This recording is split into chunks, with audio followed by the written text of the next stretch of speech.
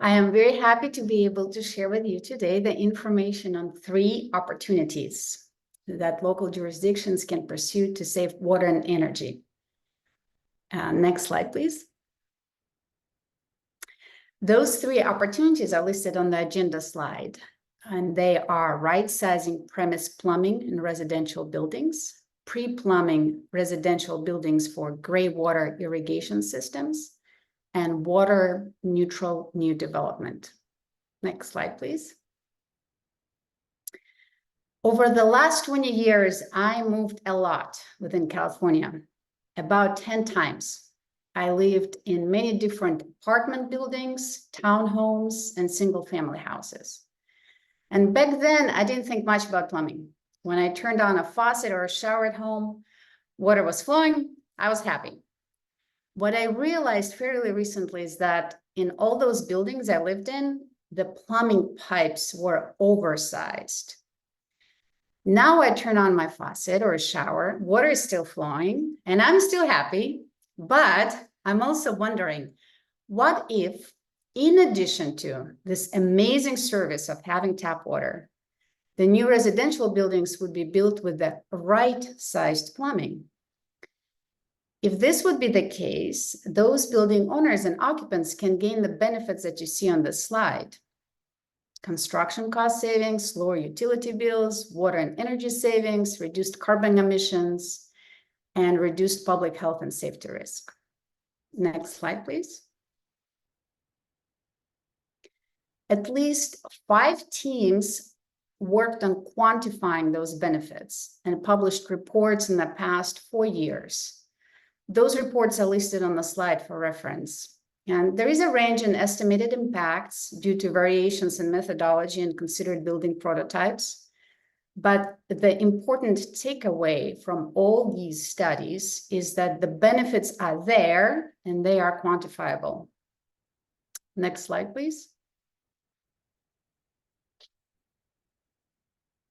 Why should we worry about right-sizing premise plumbing?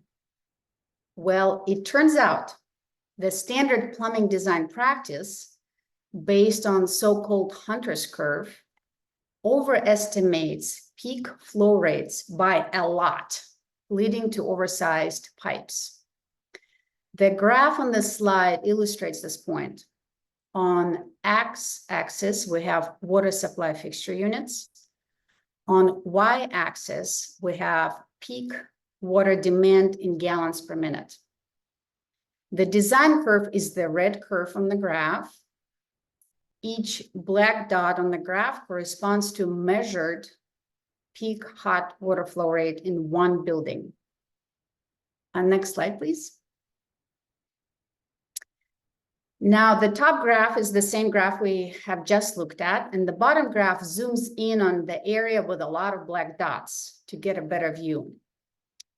Thanks to our partners listed in the credits section, we were able to analyze actual measured in the field hot flow rates from 20 multifamily buildings. Those buildings range in size from 8 to close to 400 apartments.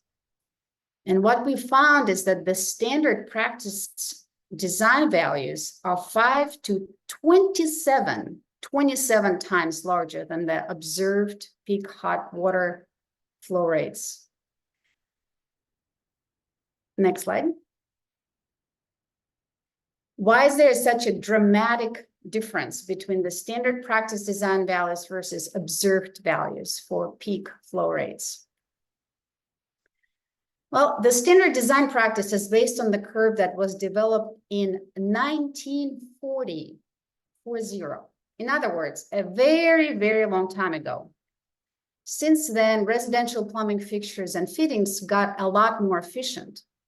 We have seen about 50 to 75% reductions in water use by residential plumbing fixtures and fittings over the past 40 years. Also, the probability of simultaneous use of fixtures and fittings in a residential building is lower than previously assumed. Next slide, please. Good news. We have a new solution. It is called Water Demand Calculator and was developed by the International Association of Plumbing and Mechanical Officials, also known as the IAPMO. It took about 6 years to develop the tool and get it into a model plumbing code as an alternative sizing methodology for residential occupancies. Next slide, please. The next question our team asked is, how does this water demand calculator perform for the 20 analyzed buildings with the measured peak water flows? And the answer is it did very well. On y-axis on this graph, we have peak water demand in gallons per minute. Black dots on this lollipop graph are measured flow rates for individual buildings.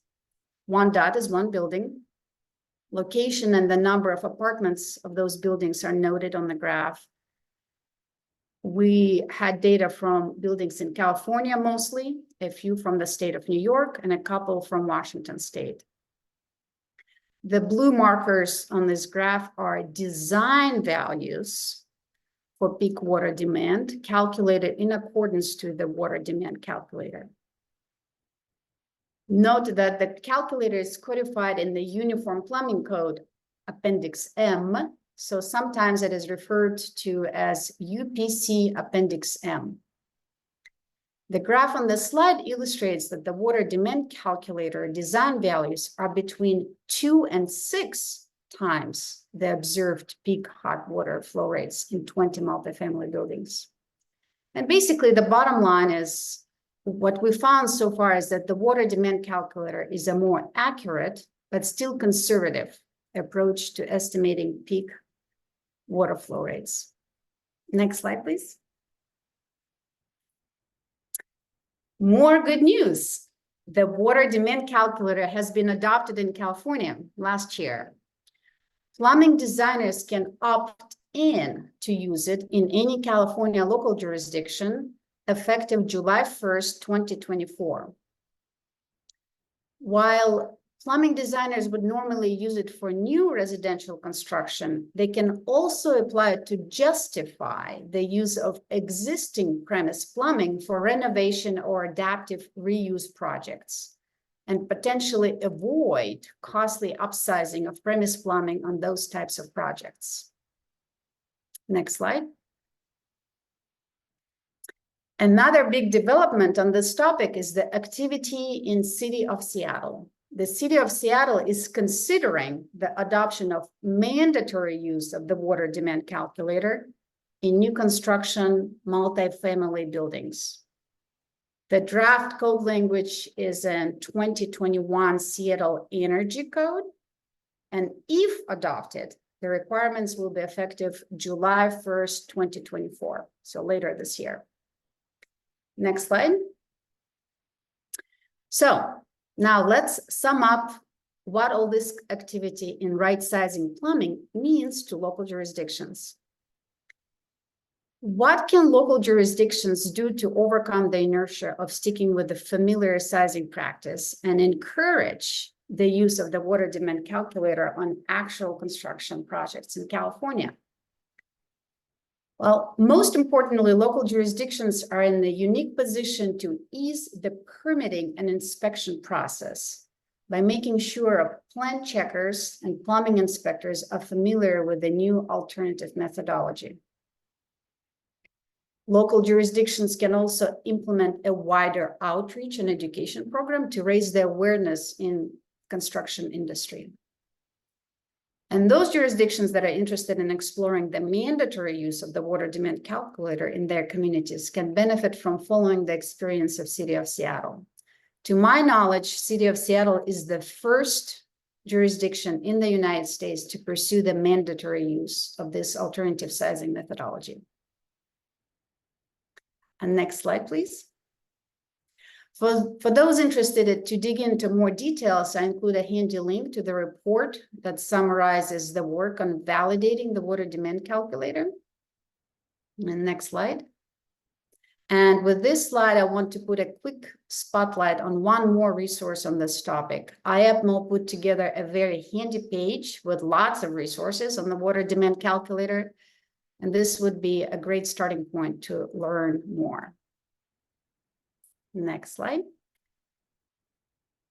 Let's switch gears and talk about another strategy that local jurisdictions can pursue to save water and energy and prepare for droughts. Specifically, let's talk about gray water pre-plumbing. Next slide. In 2015, I moved with my family to a single-family home in the Bay Area. The house was on a parcel with landscaping that included plants and trees.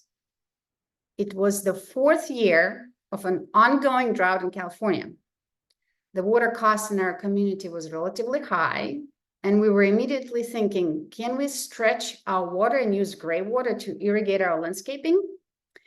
Well, the house was built in 1920, and it did not have a gray water stub out.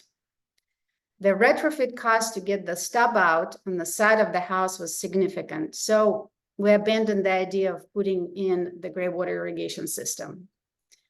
And yes, it makes sense that a house built back in 1920 did not have a gray water stub out. But for our future residential building stock, shouldn't we prepare ourselves for coming droughts and provide ourselves with a backup plan for irrigating landscapes at our homes with gray water? The slide that I'm sharing outlines the benefits of gray water pre-plumbing that gets a dwelling ready to be connected to a gray water irrigation system. And the key point for this intervention is doing it at the time of construction, when it is the cheapest to install dual plumbing elements like diverter valves and gray water stub outs. Next slide. Another great news, several organizations came together and developed a dual plumbing model ordinance. The model ordinance has 2 standalone components for dual drainage or gray water pre-plumbing and dual supply plumbing. And another really great news is that gray water pre-plumbing component of the model ordinance is expected to become a new appendix in the forthcoming We Stand standard.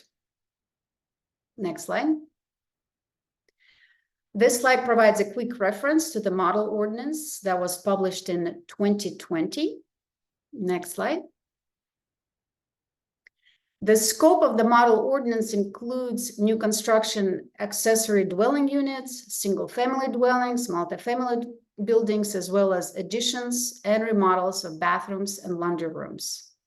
Note that the model ordinance does not try to capture gray water from all the possible sources, but targets high-use sources such as clothes washers and the primary shower in a dwelling. Next slide. As far as the status of the forthcoming 2023 We Stand, it is still in public review phase, which is wrapping up. The cool thing is that the language in the draft new 2023 We Stand appendix has been further refined as compared to the language in the published model ordinance and the published companion compliance guidance document. So once the latest We Stand standard is out and published, it will be a great resource on this measure for local jurisdictions. Next slide. Now let's sum up what all this activity in gray water pre-plumbing model code development means to local jurisdictions. What can local jurisdictions do if they're interested in exploring this measure? They can do a couple of things as a starting point. They can leverage the resources that I highlighted, and they can also gain some insights by connecting with any of the California local jurisdictions that are listed on the slide. Those 6 jurisdictions already adopted their version of the gray water pre-plumbing ordinance. Next slide. So I have shared 2 strategies that apply at the residential dwelling level. Let's zoom out and look at an idea that applies at a community level. Specifically, let's talk about water neutral new development. Next slide. Increasing pressure on local water supplies might be due to climate change, growing population, or both. And water offsets become an attractive approach when water becomes very tight in a community. Water offset policy requires an action on the part of developers to ensure that the construction does not increase the overall water demand within the community. And the upside is that the water offsets can support community growth and new development. And they can be a combination of on-site and off-site water efficiency. Next slide. Over 3 years, NetBlue initiative developed a lot of resources for local jurisdictions interested in adopting water offset policy. The initiative was led by the Alliance of Water Efficiency, the Environmental Law Institute, and River Network. They created an ordinance development tool that can be tailored to create a customized water demand offset approach that makes sense to a particular community. And the approach was vetted with 7 partner cities around the United States. Next slide.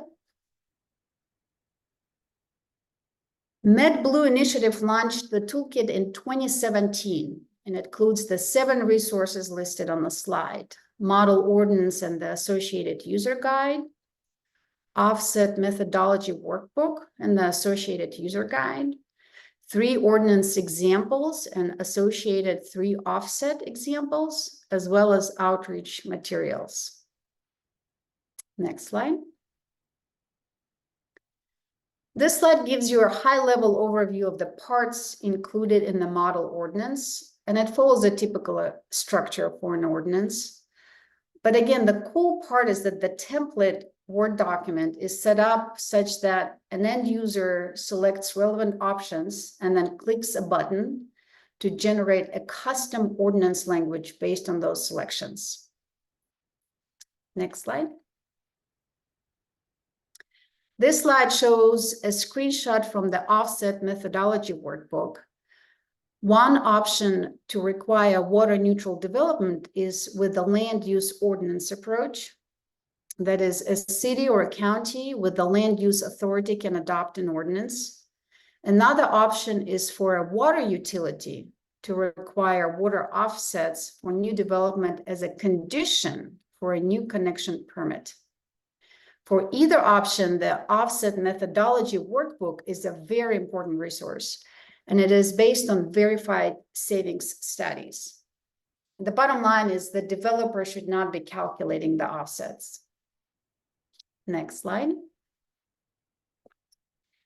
This slide provides an overview of the type of water offset strategies that can be used. The offset methodology workbook covers residential plumbing product replacements, such as toilets and shower heads, measures in commercial sectors, such as dishwasher or pre-rinse spray bath replacements, cooling tower retrofits, rainwater harvesting, and stormwater capture. Next slide. Now, let's sum up what local jurisdictions can do if they're interested in pursuing water neutral development ordinance. They can leverage the resources that I covered, and they can get additional insights by connecting with the local California jurisdictions that already adopted their version of the water offset policy. And those 10 jurisdictions are listed on the slide. And next slide. This concludes my presentation. Thank you for your attention. And if you have questions or would like to ask something offline, feel free to email me. Thank you.